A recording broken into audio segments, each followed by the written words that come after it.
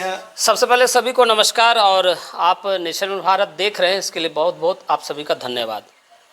इस वक्त हम बिहार में हैं और हम इस वीडियो आगे के वीडियो कवरेज के माध्यम से ये जानने का प्रयास करेंगे कि इस बार विधानसभा चुनाव जो बिहार में होने वाला है, इसमें लोगों का मूड क्या है, लोगों की समस्याएं क्या है।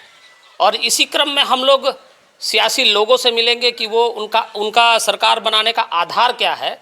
लेकिन उससे पहले हम धरातल पर लोगों से जाकर मिलने का प्रयास कर रहे हैं, उनकी राय जानने का प्रयास कर रहे हैं।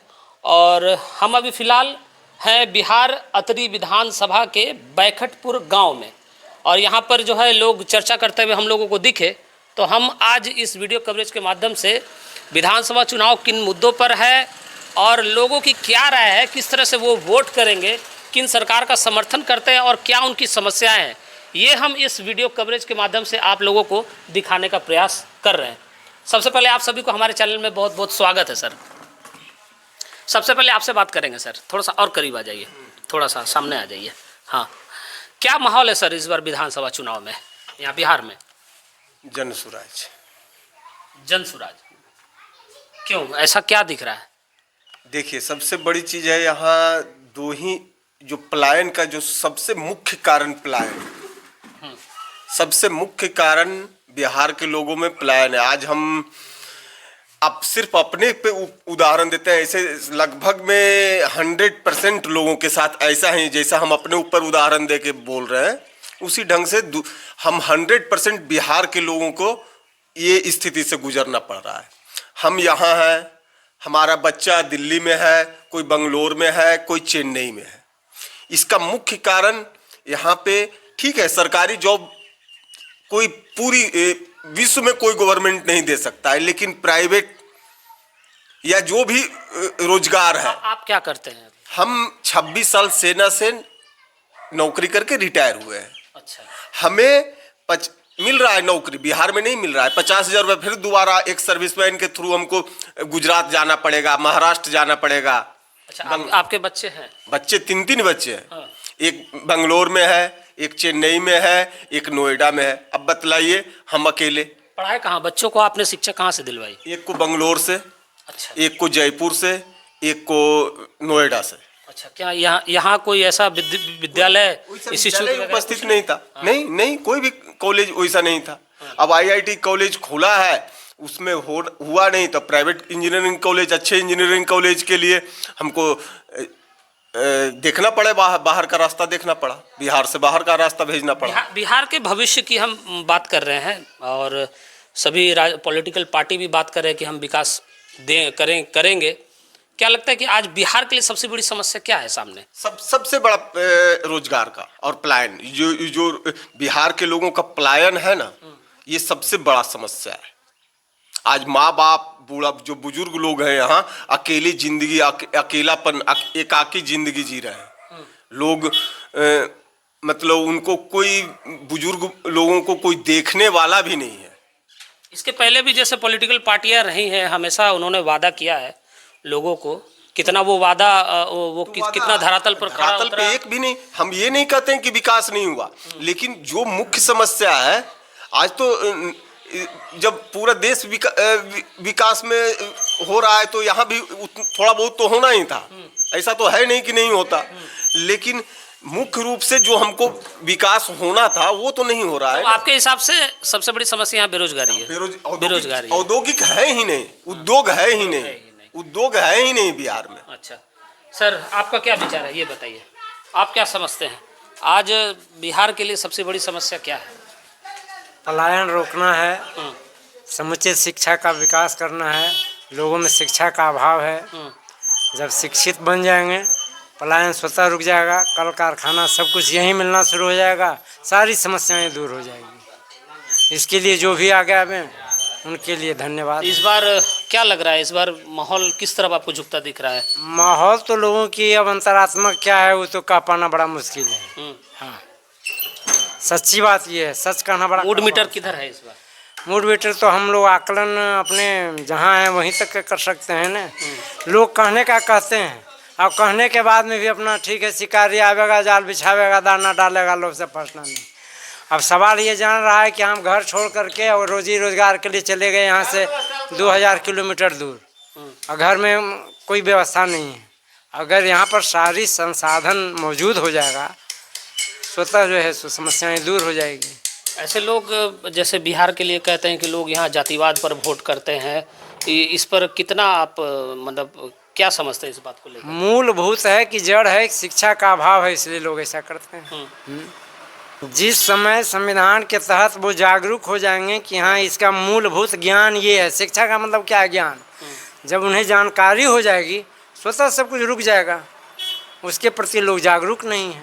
आपका क्या विचार है सर? ये दोनों जो कहे हम समर्थन उसका करते हैं। हाँ, तो समस्या का समाधान कैसे होगा ये बताइए। क्या चाहते हैं आप लोग इस बार जो आप वोट करेंगे, क्या चाहते हैं सरकार से? ये माने जो है रोजगार है या शिक्षा है, शिक्षा पर ज़्यादा जोर दिया जाए। और वो भी मान लिया जो भी संस्था है बिहार में अगर रहे तो पलायन तो नहीं करेगा। जितने भी लड़के हैं सब बाहर जाते हैं, जो भी इन लोग कहे गलत नहीं कहे हैं उसका हम समर्थन करते हैं। प्रशांत किशोर जी ऐसे प्रचार कर रहे हैं, कहना है उनका कि हम आने वाले वक्त में हर समस्या का समाधान करेंगे। क्या इत्तेफाक रखते हैं उनकी बातों से? अगर वो करते हैं तो उनकी जीत है। जीत है। आखिर माने जितने पब्लिक है वही नहीं चाहते हैं कि हमारा उत्थान हो, है ना। और कोई बात थोड़ी है। हार नहीं है शिक्षा। प्रशांत किशोर कहाँ के हैं? सिर्फ एक प्रशांत किशोर का उदाहरण नहीं देंगे। आज बंगलोर चले जाइए, चेन्नई चले जाइए, या जितने भी गुड़गांव चले जाइए, नोएडा चले जाइए, 50% लोगों में बिहार के लोग हैं। वो कोई अशिक्षित थोड़ी थोड़ा है। चाहे कोई भी नौकरी देख लीजिए, इंजीनियर हो, डॉक्टर हो, कोई भी, एनीबॉडी, सब शिक्षित है। शिक्षा है लोगों के पास, लेकिन यहाँ पे साधन नहीं है। इसका जिम्मेवार कौन है? सरकार जिम्मेवार है। और उद्योग है नहीं कुछ। आज अगर पटना में आईटी हब हो, गया में आईटी हब हो, तो हमारा बच्चा क्यों जाएगा बंगलोर? अभी जैसे मान लीजिए इसके पहले 5 साल पहले जब चुनाव हुआ था, सभी पार्टियां, पॉलिटिकल पार्टी जो है वादा किया ही होगा कि हम ये देंगे वो देंगे।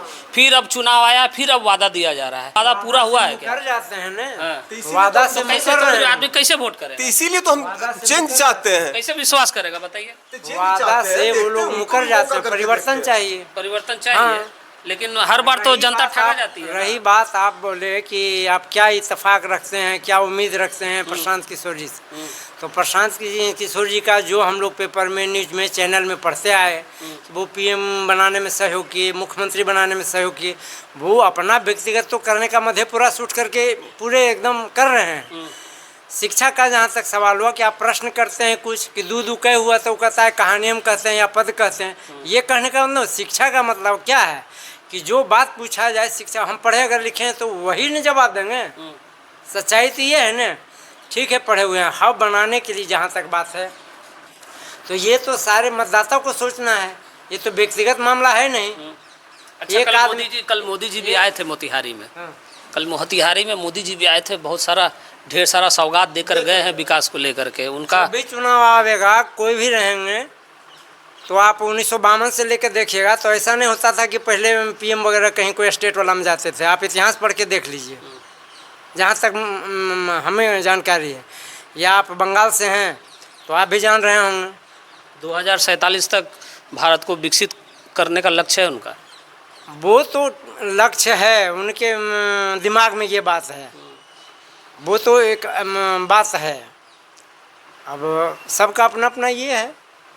उनका ये है, प्रशांत किशोर जी का ये है। हिंदी में कहावत है कि तार खड़खड़ाते हैं मगर चिल्ल की धींग आते। ठीक है, मोदी जी मान लिया पीएम है, उस सब की व्यवस्था के लिए, लेकिन जो इधर से जीत के जाता है वो देखने के लिए भी नहीं आता।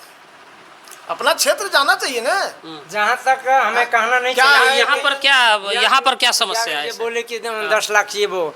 अब सवाल है कि एक विधायक के फंड मिलता है क्षेत्र के विकास के लिए, कोई ऑडिट आता है? जिस तरह से अभी मैंने ये करते हैं मीडिया वाले जा करके कोई साफ कर दें कि हाँ आप विधायक रहे 5 साल में, आप बताइए कहाँ गया, एकदम छपवा करके पेपर में निकलवा दें। वेतन भत्ता से लेकर के जितना भी है, ये सच्ची बात हुई।